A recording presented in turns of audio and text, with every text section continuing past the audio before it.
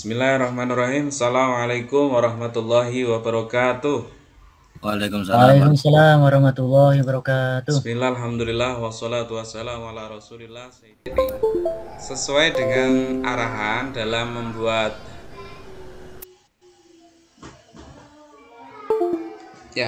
membuat analisis materi ajar ini, kepentingannya adalah Bapak Ibu diarahkan nanti ketika mengajar pada materi pokok tertentu, mohon membuat materi ajar yang dikembangkan sesuai dengan kepentingan konteks di lingkungan Bapak Ibu.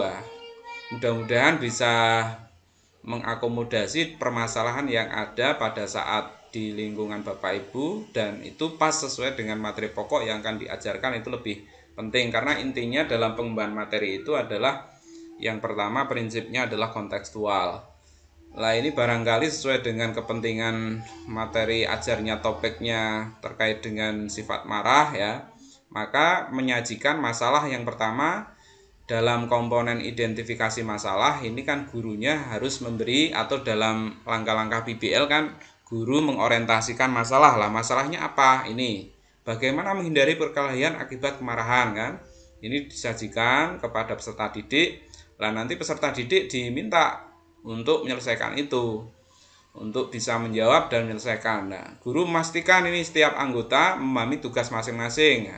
Minimal dalam proses PBL itu kan dikerjakan secara kelompok ya. Kemudian dalam kelompok itu diarahkan bahwa peserta didik nanti bisa mengidentifikasi dan menganalisis dari pernyataan masalah itu, masalahnya itu karena apa kan, analisisnya karena apa. Nah, bisa jadi guru di sini menyatakan ternyata analisisnya adalah poin-poin ini disajikan oleh gurunya. Nah ini sebagai bagian bahan belajarnya ya. Nanti apakah sajian analisis yang dibuat oleh guru ini di lapangan, atau maksudnya di dalam kelas itu ternyata peserta didiknya menemukan analisis yang berbeda, itu menjadi tambahan lah. Bahkan kalau ada temuan analisis yang berbeda dengan yang disiapkan oleh guru, itu kan lebih bagus lagi. Ternyata peserta didik lebih kritis umpamanya kan.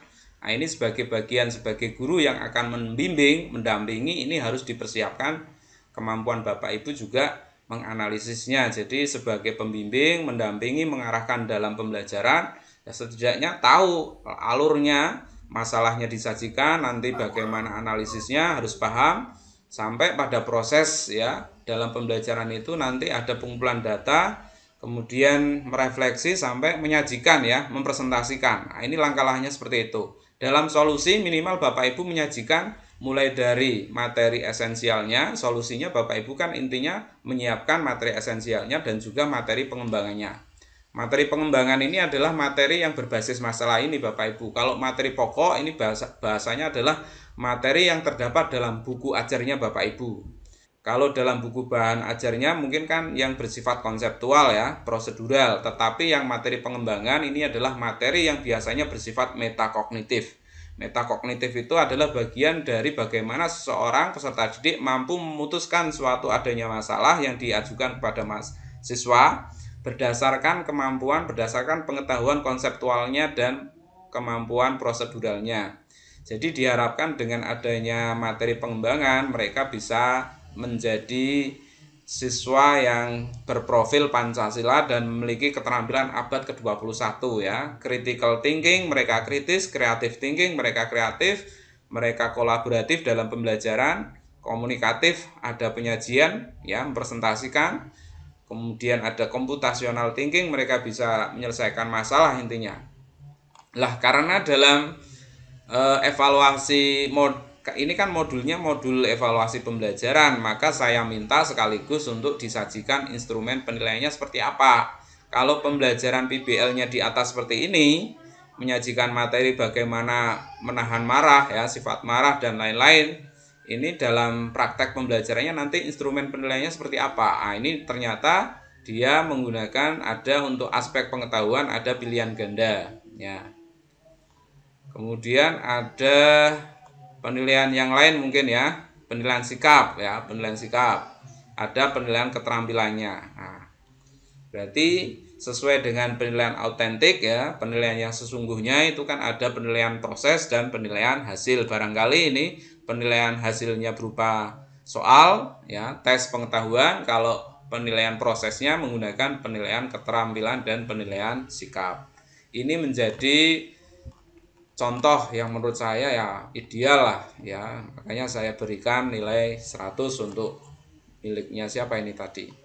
Nanti Bapak Ibu untuk kasus fikih ya fikih kayak gitu. Saya kira itu penjelasan terkait dengan bagaimana mengerjakan tugas analisis materi berbasis masalah.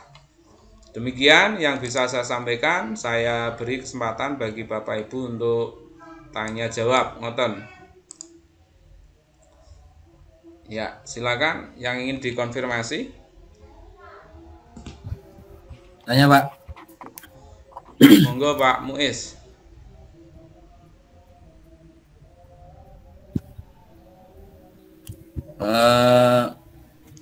Kami mau tanya tentang masalah.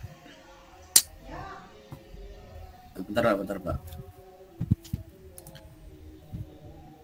Masalah tentang tadi loh Pak, yang ada analisa materi ajar.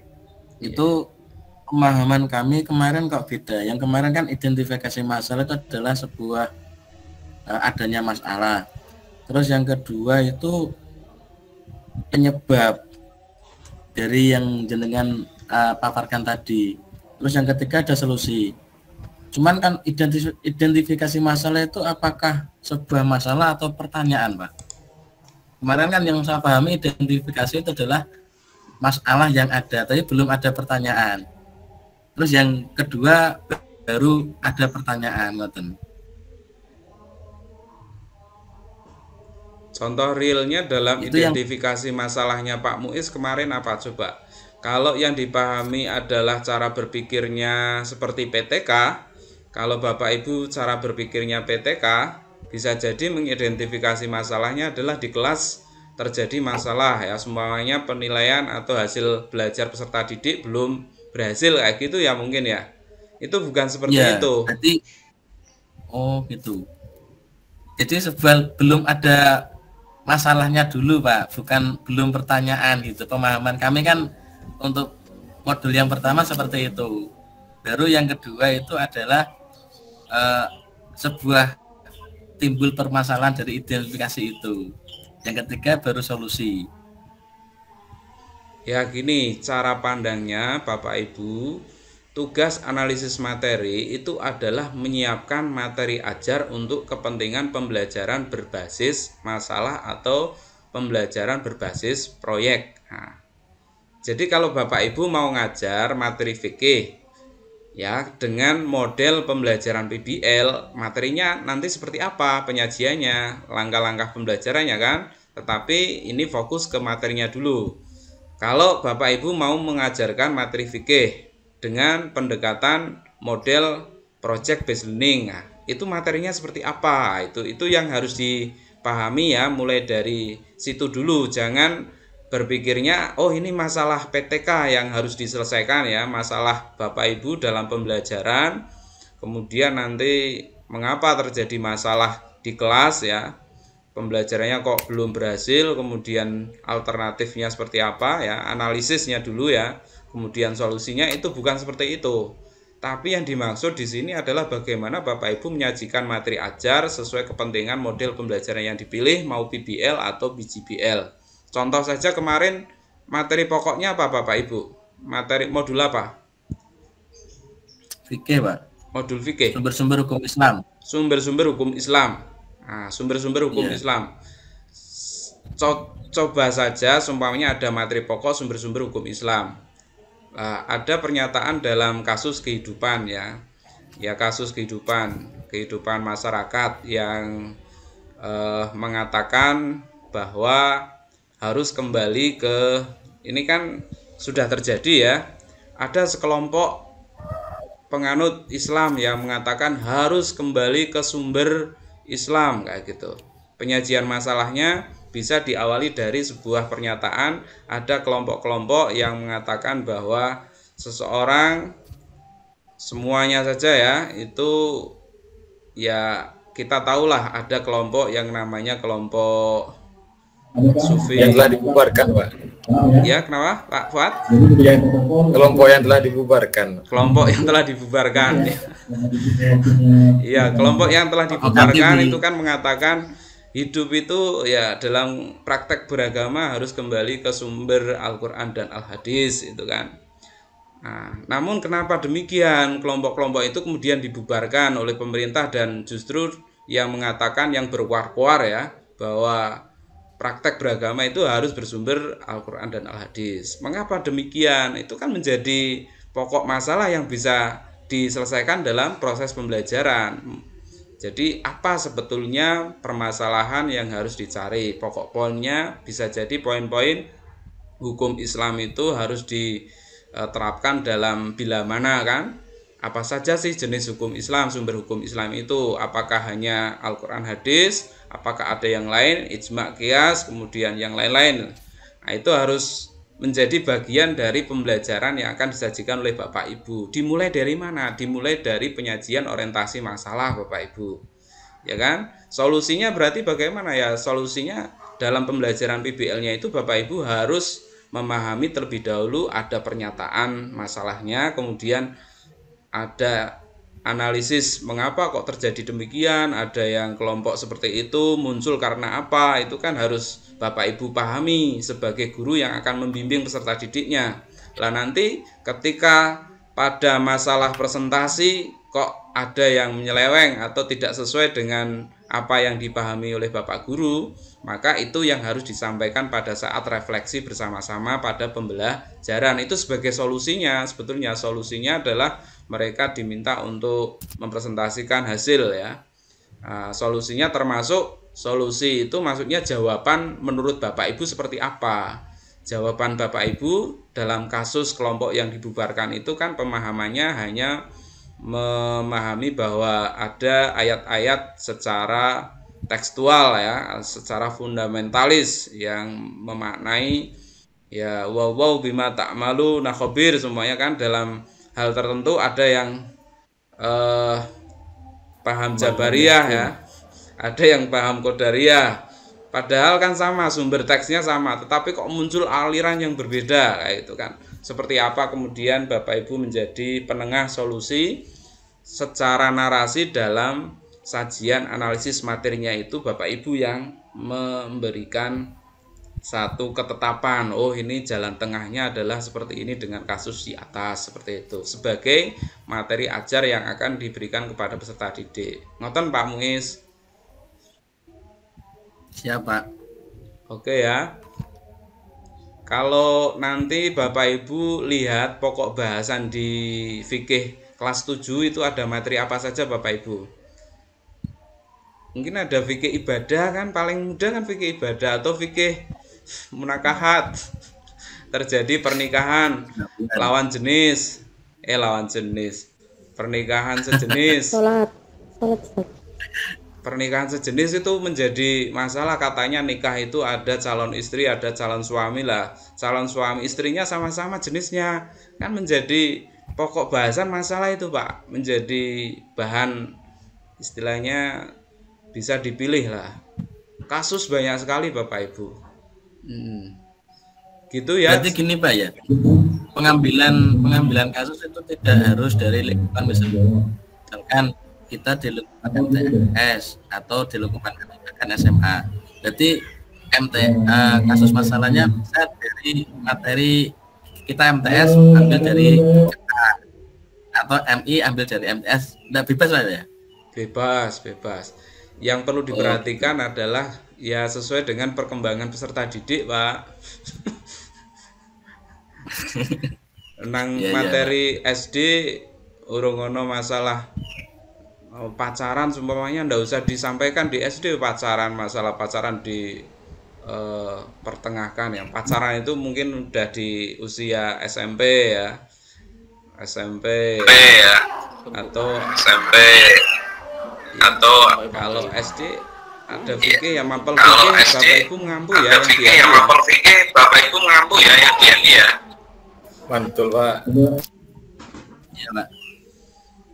Tapi pilih materi yang mohon ya pilih kasus-kasus yang sesuai dengan tingkatan perkembangan peserta didiknya Bapak Ibu. Oke. Siap, siap. Oke. Ya, Pak Ketua ini mau ngomong ya Pak Uswatun Hasan ini Bapak tapi kok namanya Pak Uswatun Hasana ini? Pak Abdullah Pak Ketuanya. Oh Pak Abdullah. Pak Iya. Abdullah. Mana Pak Abdullah? Abdullah. Saya ketuanya Pak, Pak Muiz. Oh iya. Ketuanya Pak Abdullah itu. Muiz itu ketuanya. AB itu Abdullah Muiz. Saya Pak, wakil saya Pak. Oh. Enggak, beda. Oh, Saya beda. kalau Abdi itu Abdul Pak saya. Pak. Abdul Muiz ini Pak Beda. Abdullah SPDI. Kalau yang Abdullah dari Bangkalan tuh. Oh Bangkalan, Madura ya Pak Abdullah ya. Ya. Cukup atau ada yang ingin dikonfirmasi lagi Bapak Ibu? Ini Pak dari Fuad Fahmi Pak. Fuad Fahmi, silakan Pak. Oke. Terima kasih Pak waktunya untuk mengenai materi-materi yang nanti akan kita pelajari bersama ini. Alhamdulillah penjelasan Bapak sudah sangat luar biasa dan yang menjadi pertanyaan dari kami tadi sudah diwakilkan oleh Bapak Muiz. Dan di modul pertama itu Pak kebetulan ketinggalan ketinggalan tes akhir modul itu Pak. Iya. Nah, karena nanti katanya kata Pak Arif itu boleh dilanjutkan di tes akhir modul di modul 2 ini. Nah, itu apakah nanti akan berdampak terhadap nilai apa gimana Pak? Ya.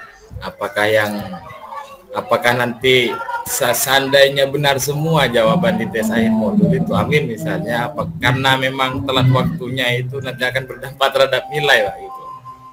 Oke. Penjelasan. Makasih Pak Fuad Fahmi. Ini bagi yang terlambat-terlambat itu jangan disengaja ya, jangan disengaja.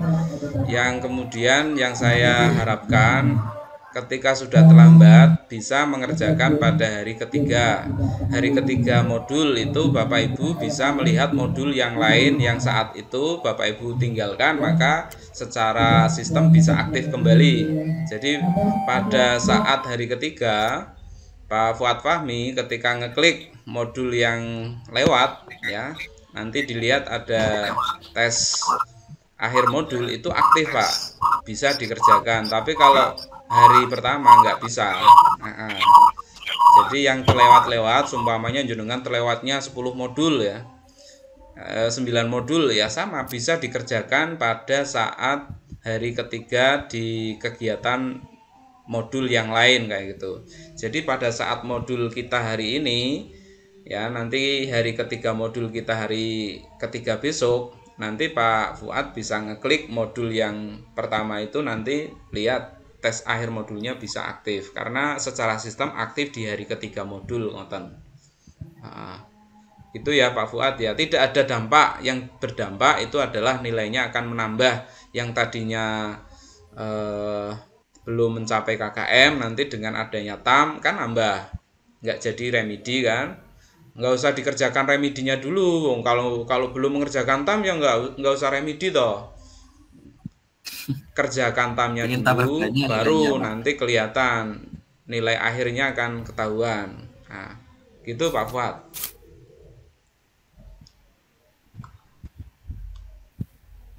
Ya, nonton ya Pak Fuad ya. Ini Pak Cintai Solawat mau ngomong ya, monggo. Bapak, saya Bapak. Ya, silakan Pak. Abdullah kayaknya. Saya Bapak. Ya. Oke. Bagi itu kan tadi penjelasan terkait tentang TAM bagi yang belum mengerjakan kan Pak ya. Iya. Bagi yang sudah mengerjakan Pak, bagaimana Pak? Misal ingin memperbaiki nilainya, apakah juga bisa dikerjakan 3 hari setelah modul atau gimana Bapak? Ya, tampilannya berbeda. Bagi yang belum mengerjakan itu nanti masih hijau. Kalau yang sudah mengerjakan itu keterangannya sudah mengerjakan, jadi tidak bisa mengerjakan kembali. Berbeda dengan yang belum. Kalau yang belum pada hari ketiga itu ketika diklik tampilannya hijau, silahkan mengerjakan. Tapi kalau yang sudah itu tidak bisa mengerjakan kembali karena sudah tertulis sudah mengerjakan. Tidak bisa, Pak.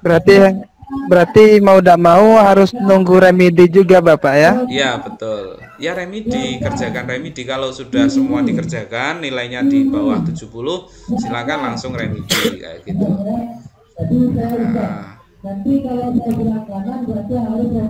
Saya kira sama seperti yang belum mengerjakan.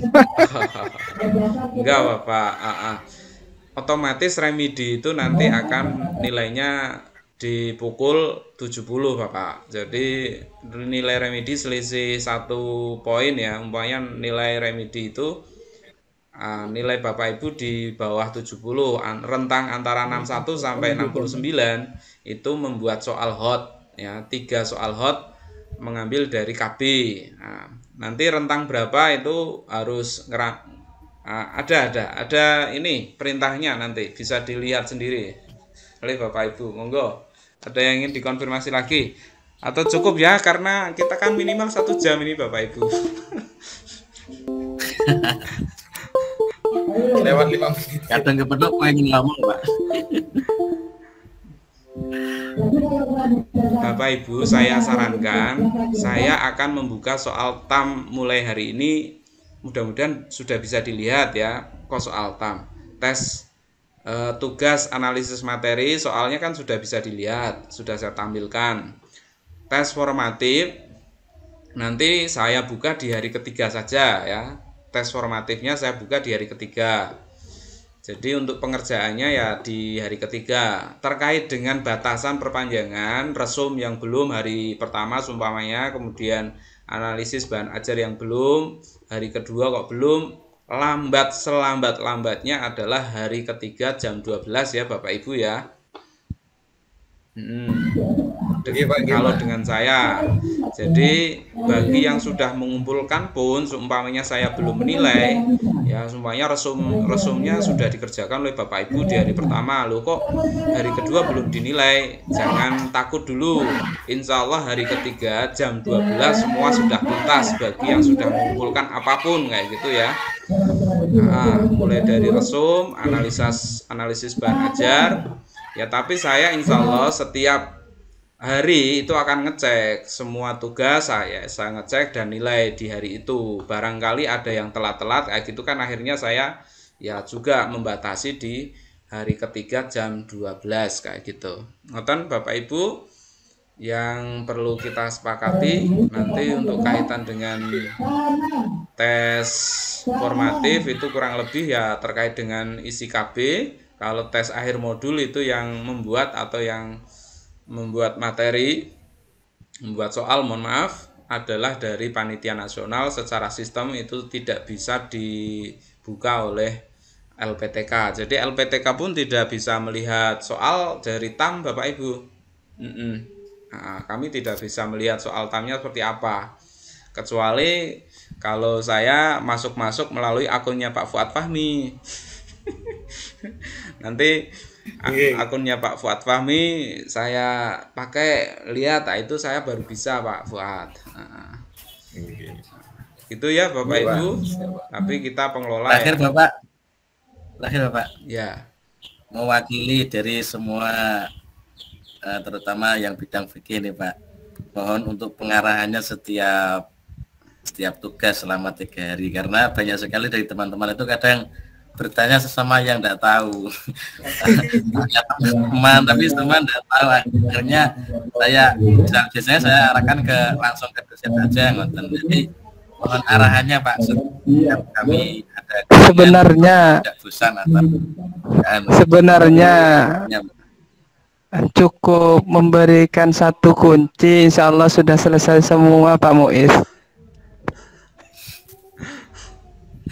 Saya yang bingung, saya sendiri belum mengerjakan kok. Nanti kan kita habis komunikasi. Jadi mohon Bapak dosen untuk memberi pengarahan untuk kita semua lah setiap mungkin hari pertama, kedua sampai ketiga. Siap Pak Muiz dan Bapak Ibu yang lainnya, insya Allah kita dampingi terus menerus.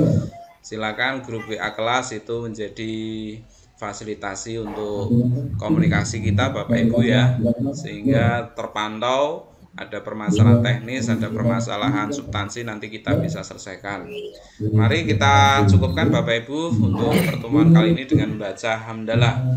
Alhamdulillahirrahmanirrahim. Insyaallah Bapak Ibu di pertemuan ketiga saya akan mencoba tanya-tanya pemahaman materi yang sudah diresum ya, nanti saya coba bagi-bagi pertanyaan ya untuk dipresentasikan semuanya. Coba Pak Fuad Fahmi disampaikan pengertian evaluasi kayak gitu kan, nanti kita coba di hari ketiga kayak gitu. Ada seperti itu Pak ya? Ya, Tes langsung ya. tes lisan langsung nanti. Itu kan bagian dari penguasaan materi. Kalau bisa jawab langsung 100 nilainya Pak ya. Ada nilainya, itu hanya penguasaan materi Penguatan sebelum Pak. mengerjakan. Seandainya bisa membantu nilai yang Pak, yang kurang kan enak Pak. Oh itu gampang itu. Nanti kalau di akhir Pak saya nggak mau remedi Pak, saya akan perbaiki tugas yang tadi nilainya jelek akan saya perbaiki ya. Podo wae remedi sebetulnya. Kan saya tolak Dengan presentasi. Jadi sebetulnya kalau Bapak Ibu nilainya belum maksimal, tugas itu bisa ditolak oleh dosen. Nanti nilainya bisa jadi maksimal, ditolak dulu kayak gitu. Ngoten Bapak Ibu, terima kasih. Salam kompak selalu. Mudah-mudahan Allah memberikan kesehatan bagi Bapak Ibu dan kelancaran semuanya. Afu minkum. Wassalamualaikum warahmatullahi wabarakatuh.